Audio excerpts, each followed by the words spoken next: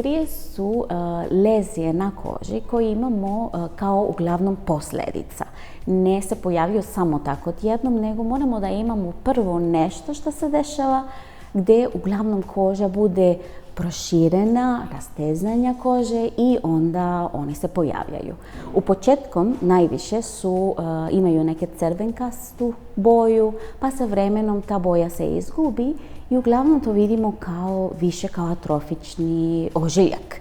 Možemo značajno da poboljšavamo kako to izgleda, ali da se potpuno izgubi je veoma teško i da ne kažemo da nemoguće, ali možemo definitivno da poboljšavamo.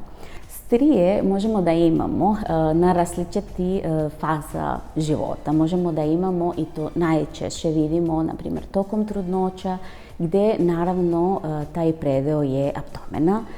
Možemo da imamo, na primjer, kod adolescenata, u taj proces puberteta. Može da se dešava također usled velika oscilacija u težinu, na primjer kada se dobije, uglavnom kada ta osoba hoće poslije da izgubi ta kilaža, onda primeti da na nekoliko mjestima imali su i pojavili su se strije.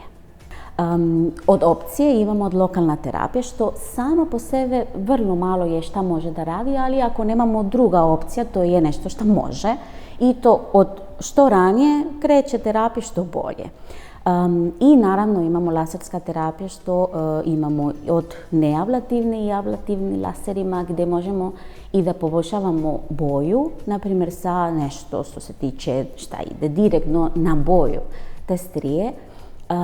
I onda nakon toga radimo te druga vrsta lasera koja će da stimuliše kolagen, gdje uglavnom u istom proceduru možemo i da iskombinujemo nešto što se tiče injektovanja, da još nastavlja se ta produkcija kolagena.